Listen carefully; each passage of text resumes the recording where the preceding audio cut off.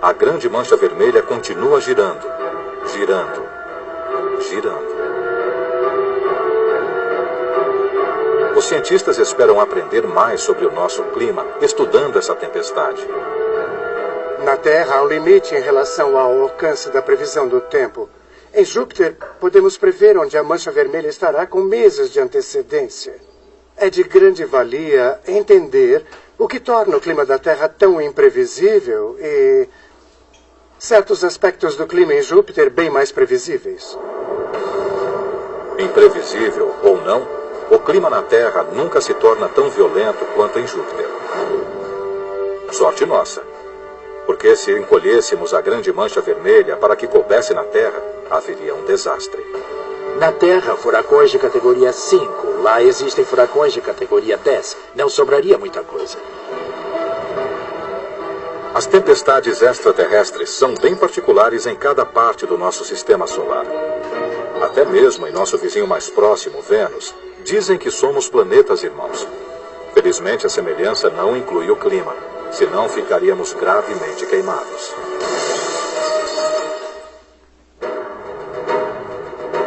Vênus pode ser nosso vizinho mais próximo, mas, de algum modo, seu clima é radicalmente diferente do nosso.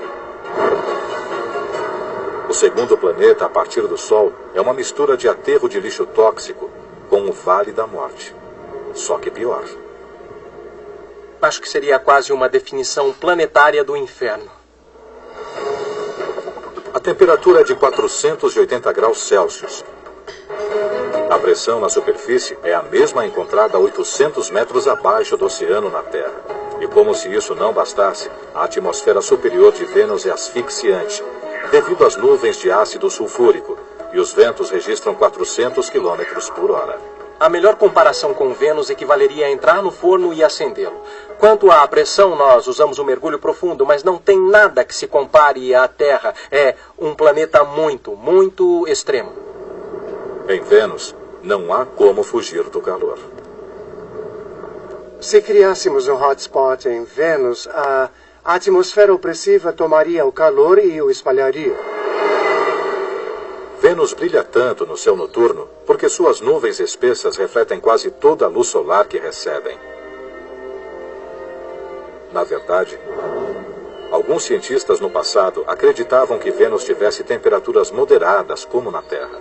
Quando uma espaçonave passou por Vênus em 1962, achamos que sua superfície seria de 32 graus Celsius, como Miami, na Flórida. Era um equívoco tremendo. Há algo mais atuando em Vênus. Mas o quê? Por que Vênus não esfria assim como a Terra? Na Terra, por exemplo, a luz do Sol atinge sua superfície.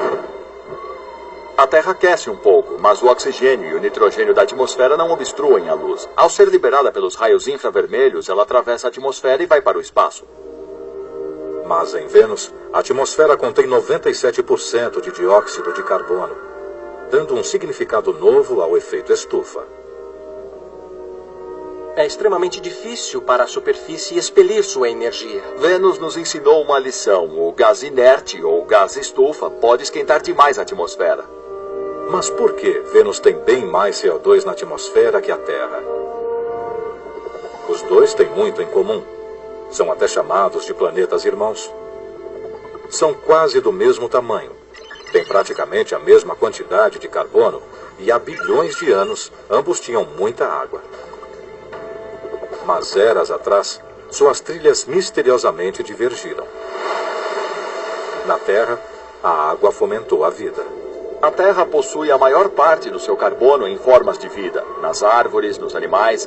Mas se tirarmos todo o carbono que está nas rochas próximo à superfície e o queimarmos ou liberarmos, nós criaremos uma atmosfera bastante semelhante à de Vênus. A grande proximidade de Vênus com o Sol tornou-o quente demais para sustentar a água líquida. Então, sua água evaporou na atmosfera, aprisionando o calor depositado pelo Sol e criando um efeito estufa descontrolado. Uma vez na atmosfera, as moléculas de água ficaram expostas aos raios solares ultravioletas que as desintegraram. A comunidade científica só reconheceu a importância do efeito estufa ao constatar que em Vênus fazia 480 graus e não apenas 32. Foram necessárias várias missões fracassadas a Vênus para entender isso. Na década de 1960, os Estados Unidos e a União Soviética enviaram sondas não tripuladas até as proximidades do planeta e a sua superfície. Não demorou muito para que Vênus as destruísse e as queimasse. Depois, em 1981, a sonda soviética Venera 13 estabeleceu um recorde de sobrevivência na superfície de Vênus. 2 horas e 7 minutos. Ela foi capaz de tirar fotos e amostras da superfície antes de ser vencida pelo calor. Ela encarou um calor de 480 graus Celsius. E após um tempo, ela acabou assada. Um dia, os cientistas esperam enviar uma sonda a Vênus que sobreviva ao ambiente infernal e nos ajude a confirmar a teoria sobre a forma como esse planeta se diferenciou. Se as circunstâncias fossem ligeiramente diferentes, esse planeta irmão poderia ser nosso irmão gêmeo. Sem o nosso escudo atmosférico, estaremos a caminho do inferno. Quando o aquecimento chegasse a 200 graus Celsius, começaria a sair fumaça. E bem antes dos 480 graus, a Terra entraria em chamas devido ao oxigênio. Após a evaporação dos oceanos, o carbono aprisionado em rochas no leito do mar cozinharia. E durante milhões de anos, reentraria na atmosfera. Se voltássemos à Terra após algo assim acontecer, encontraríamos um planeta parecido com Vênus. Estamos muito longe de uma mudança tão drástica, mas é desalentador olhar para o planeta irmão da Terra e constatar a trilha tão diferente que esse planeta percorreu. Então, forças cósmicas transformaram Vênus num churrasco planetário. Mas, nesse mundo violento e tempestuoso, o tempo e os elementos geraram algumas das tempestades mais fortes já registradas. Bem-vindos a Saturno.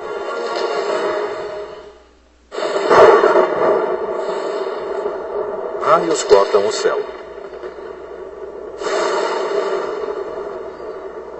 Esse violento sistema climático chega a ser maior que os Estados Unidos, agredindo a atmosfera com os raios mais fortes já vistos. Só que esses raios não são visíveis, pois eletrificam os céus de Saturno. Apesar da força desses raios, os cientistas não conseguem vê-los, em parte devido aos anéis brilhantes de Saturno. Os anéis são tão brilhantes que, se estivéssemos do lado escuro de Saturno, lá estaria bem mais claro que a Terra sob a lua cheia. E Saturno também esconde seus raios dentro de nuvens espessas e sufocantes de amônia. As descargas elétricas ocorrem 100 quilômetros abaixo. E isso impede que se tenha a visão dos clarões. Mas os raios estão lá. E os cientistas sabem disso, porque já os ouviram. Detectores de ondas de rádio no satélite Cassini registraram o som dos raios de Saturno.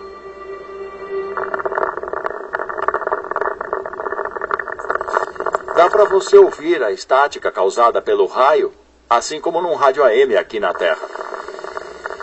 Essa estática revela a força dos raios que não conseguimos ver. Podemos medir a energia dessas ondas sonoras e compará-la com a energia captada pelo rádio quando ocorre uma grande tempestade na Terra. As de Saturno são grandes e mais intensas, talvez 100 vezes mais. Os raios da Terra podem ajudar os cientistas a entender como são as tempestades em Saturno. Dentro das nuvens de tempestade na Terra, assim como em Saturno, correntes ascendentes levam a umidade para o alto, formando gelo. Esses cristais de gelo roçam uns nos outros, ficam com carga positiva e são atraídos pelas gotículas de água com carga negativa mais abaixo na nuvem. Isso prepara o terreno para uma descarga de energia potencialmente forte. Após a separação das cargas que se acumulam intensamente, há quem pense que a força possa chegar a 100 milhões de volts. E a nuvem precisa liberar essa energia. Em Saturno, ocorre o mesmo numa escala muito maior. Na verdade, as descargas são 100 vezes mais fortes que as da Terra. Ou seja, a eletricidade equivale a 10 bilhões de volts. As tempestades no hemisfério sul de Saturno alcançam milhares de quilômetros e podem durar até um mês.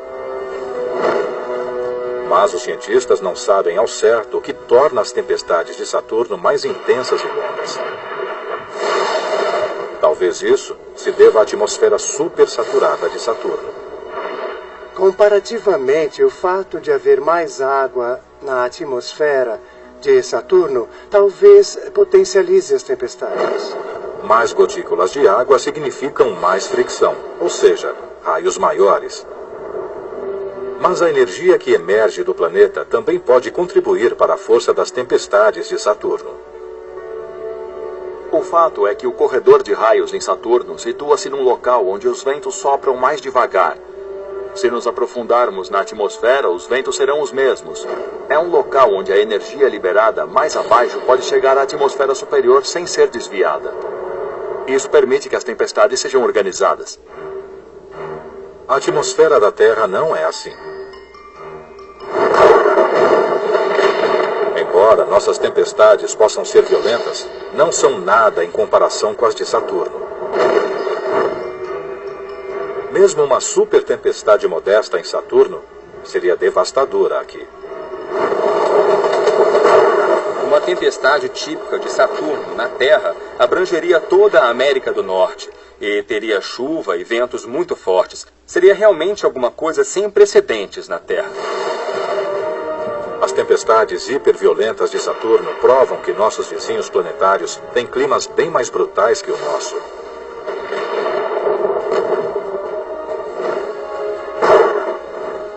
Mas as leis da física que criam as tempestades de Saturno são as mesmas leis que criam o nosso clima. Grandes tempestades de areia, ventos implacáveis, raios mortais, furacões violentos e calor escaldante.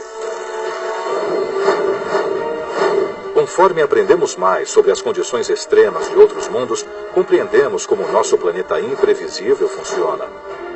E o que enfrentaremos se e quando nos aventurarmos por outros planetas e desafiarmos suas estranhas tempestades.